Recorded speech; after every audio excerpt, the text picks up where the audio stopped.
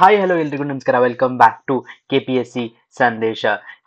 ಇವಾಗ ನಾವು KPSCಯ ಹೊರಡಿಸಿರುವಂತಹ ಒಂದು ಹೊಸ ನೋಟಿಫಿಕೇಶನ್ KUWSDB ಅಂದ್ರೆ Karnataka urban water supply and drainage board. ಈ ನಿಗಮ ಮತ್ತು ಮಂಡಳಿಯು ಒಂದು ನೋಟಿಫಿಕೇಶನ್ ಬಿಟ್ಟಿದ್ದಾರೆ. ಅದರ ಎಜುಕೇಶನಲ್ ಕ್ವಾಲಿಫಿಕೇಶನ್ ಏನು, ಅಪ್ಲಿಕೇಶನ್ ಲಾಸ್ಟ್ ಡೇಟ್ ಏನು, ಎಕ್ಸಾಮ್ ಪ್ಯಾಟರ್ನ್ ಏನು, ಅಂಡ್ ಬಹುಮುಖ್ಯವಾಗಿ ಪ್ರೀವಿಯಸ್ ಇಯರ್ಸ್ ಕ್ವೆಶನ್ ಪೇಪರ್ ಹೇಗಿತ್ತು ಈ ಎಕ್ಸಾಮ್ಗೆ ಅಂತ, which is basically assistant engineer of civil assistant engineer ಹಾಗೂ FDA ಇದೆರಡು ಕರ್ನಾಟಕ ಸರ್ಕಾರದಿಂದ ಬಂದಂತಹ ನೋಟಿಫಿಕೇಶನ್. ಸೊ ತಡ ಮಾಡದೆ ಸ್ಟಾರ್ಟ್ ಮಾಡೋಣ. ಸ್ಪರ್ಧಾರ್ಥಿಗಳೇ, ನೀವು ಇಲ್ಲಿ ನೋಡಬೇಕು, ಕರ್ನಾಟಕ ಪರೀಕ್ಷಾ ಪ್ರಾಧಿಕಾರ ಅಂದ್ರೆ KEA ಇಂದ ಬಂದಂತ notification.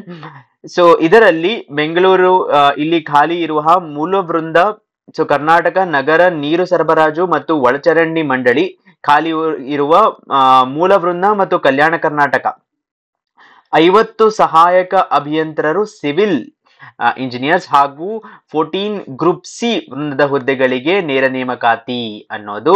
So basically 1, 2 civil engineers 50, ಅದರಲ್ಲಿ ಮೂಲ ವೃಂದ 43, Kalyana Karnataka this is KK ಅಂತ ಏನ್ ಹೇಳ್ತೀವಿ, ಇದು ನಾನ್ NKK ಅಥವಾ NHK HK ಅಂತ ಹೇಳ್ಕೋಬಹುದು, 43 ಮತ್ತು 07.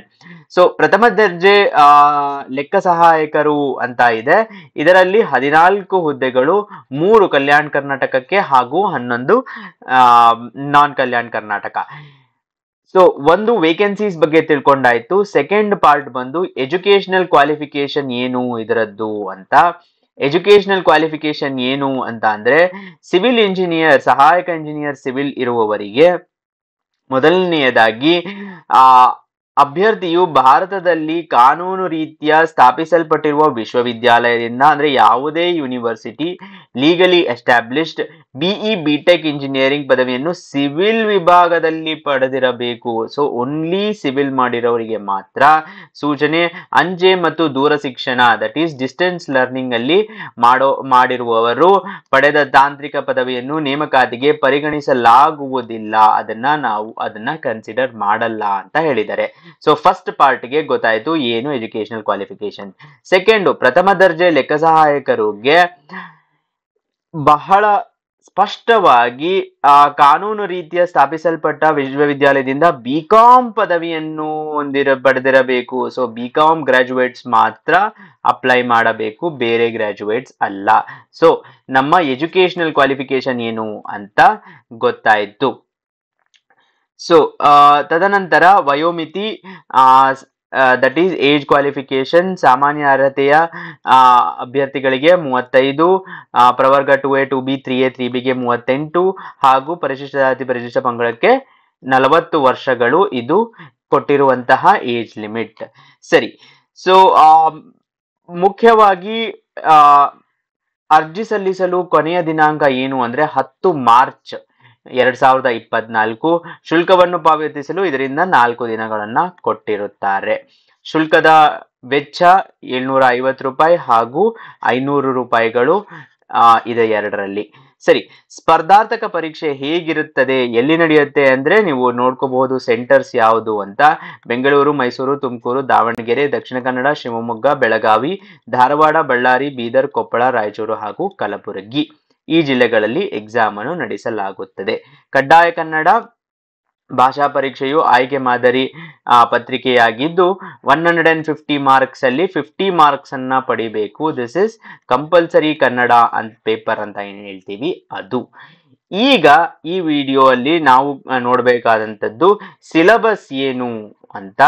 ಸೊ ಸಿಲೆಬಸ್ಸಿನಲ್ಲಿ ಮುಖ್ಯವಾಗಿ ಪತ್ರಿಕೆ 1 ಸಿವಿಲ್ ಇಂಜಿನಿಯರ್ ಸಹಾಯಕರಿಗೆ ಪತ್ರಿಕೆ 1ರಲ್ಲಿ ಸಾಮಾನ್ಯ ಪತ್ರಿಕೆ ದಟ್ ಈಸ್ ಜನರಲ್ ಪೇಪರ್, ಪ್ರಚಲಿತ ವಿದ್ಯಮಾನಗಳು, ಸಾಮಾನ್ಯ ವಿಜ್ಞಾನ, ಕರ್ನಾಟಕ ಇತಿಹಾಸ, ಭೂಗೋಳಶಾಸ್ತ್ರ, ಭಾರತ ಇತಿಹಾಸ, ಭಾರತ ಭೂಗೋಳಶಾಸ್ತ್ರ, ಸಾಮಾನ್ಯ ವಿಜ್ಞಾನ, ಸಾಮಾನ್ಯ ಬೌದ್ಧಿಕ ಸಾಮರ್ಥ್ಯ ಅಂದ್ರೆ ಮೆಂಟಲ್ ಎಬಿಲಿಟೀಸ್ ಅಂತ ಏನ್ ಹೇಳ್ತೀವಿ, ಸಾಮಾನ್ಯ ಜ್ಞಾನದ ವಿಷಯಗಳು, ದೈನಂದಿನ ಗ್ರಹಿಕೆಯ ವಿಷಯಗಳು. ಸೊ ಇದು ನಮ್ಮ general knowledge paper, GK paper ಅಂತ ಏನ್ ಹೇಳ್ತೀವಿ. ಸಹಾಯಕ ಇಂಜಿನಿಯರ್ ಹುದ್ದೆಗಳಿಗೂ ಇದು ಬಹಳ ಇಂಪಾರ್ಟೆಂಟ್ ಆಗತ್ತೆ. 100 ಮಾರ್ಕುಗಳು 2 ಗಂಟೆಗಳು. ಸೆಕೆಂಡ್ ಪೇಪರ್ ಬಂದ್ಬಿಟ್ಟು ಸ್ಪೆಸಿಫಿಕ್ ಪೇಪರ್, ಅಂದ್ರೆ 100 ಮಾರ್ಕ್ಸ್ 2 ಗಂಟೆ. ಏನಿರುತ್ತೆ ಅಂದ್ರೆ ಸ್ಪೆಸಿಫಿಕ್ ಪೇಪರಿನಲ್ಲಿ ವಿಶ್ವೇಶ್ವರಯ್ಯ ತಾಂತ್ರಿಕ ವಿಶ್ವವಿದ್ಯಾಲಯ VTU ಬೆಳಗಾವಿ ಇರುವ BE ಸಿವಿಲ್ ಪದವಿ ಪರೀಕ್ಷೆಗೆ ನಿಗದಿಪಡಿಸಿದ ಪಠ್ಯಕ್ರಮ, ಅಂದ್ರೆ BE ಸಿವಿಲಿನ 3rd 4th 5th 6th 7th ಹಾಗೂ 8th ಸೆಮಿಸ್ಟರಿನ ಎಲ್ಲ ಸಿಲೆಬಸ್ಸು ಇರುತ್ತದೆ ಅನ್ನೋದು ಗೊತ್ತಾಗ್ತಾ ಇದೆ ಸಿಲೆಬಸ್ಸಿನಲ್ಲಿ. ಸೆಕೆಂಡ್ ಪಾರ್ಟ್ ಬಂದ್ಬಿಟ್ಟು ಪ್ರಥಮ ದರ್ಜೆ ಲೆಕ್ಕ ಸಹಾಯಕರು ಅಂತ ಏನಿದೆ, ಇದು ಗ್ರೂಪ್ ಸಿ ಇರುವ ಗ್ರೂಪ್ ಸಿಗೆ ಬರುವಂತಹ ಎಲ್ಲ ಹುದ್ದೆಗಳಿಗೆ ಹೇಗೆ ಅನ್ವಯ ಆಗುತ್ತೋ ಅದೇ ತರ ಪತ್ರಿಕೆ 1 ಬಂದ್ಬಿಟ್ಟು ನಮ್ಗೆ ಜನರಲ್ ನಾಲೆಡ್ಜ್ ಪಾರ್ಟ್ ಇದ್ದು, ಪತ್ರಿಕೆ 2 ಬಂದು ಕಮ್ಯುನಿಕೇಶನ್ ಪೇಪರ್ ಅಂತ ಏನ್ ಹೇಳ್ತೀವಿ ಅದು ಇರುತ್ತದೆ. ಸಾಮಾನ್ಯ ಕನ್ನಡ, ಸಾಮಾನ್ಯ ಇಂಗ್ಲಿಷ್ ಹಾಗೂ ಕಂಪ್ಯೂಟರ್ ಜ್ಞಾನ 100 ಮಾರ್ಕು 2 ಗಂಟೆ. ಇದು ಬಂದ್ಬಿಟ್ಟು ನಮ್ಗೆ general knowledge related questions group ಸಿಯ ಮಾದರಿಯಲ್ಲಿ. ಸ್ಪರ್ಧಾರ್ಥಕ ವೇಳಾಪಟ್ಟಿಯು ಇನ್ನು ವೆಬ್ಸೈಟ್ ನಂತರ ಪ್ರಕಟಿಸಲಾಗುವುದು. ಅಂದ್ರೆ time of the exam, time table ಅಥವಾ ಡೇಟ್ ಆಫ್ ಎಕ್ಸಾಮಿನೇಷನ್ ಇವಾಗಲೇ ಇನ್ನೂ ಗೊತ್ತಿಲ್ಲ. ಎಕ್ಸಾಮಿನೇಷನ್ ಅಲ್ಲಿ ನೆಗೆಟಿವ್ ಮಾರ್ಕ್ ಇರುತ್ತೆ. ಎಷ್ಟು ಅಂದ್ರೆ 1/4 ನೆಗೆಟಿವ್ ಅಂಕಗಳು ಕಳೆಯಲಾಗುವುದು ಎವ್ರಿ ರಾಂಗ್ ಆನ್ಸರ್ಗೆ. ಸೊ ಕರೆಕ್ಟ್ ಆನ್ಸರ್ಗೆ 1 ಮಾರ್ಕ್ ಇದ್ದಲ್ಲಿ ರಾಂಗ್ ಆನ್ಸರ್ಗೆ 1/4 ಮೈನಸ್ ಆಗುತ್ತದೆ ಅನ್ನೋದನ್ನ ಕೊಟ್ಟಿದ್ದಾರೆ.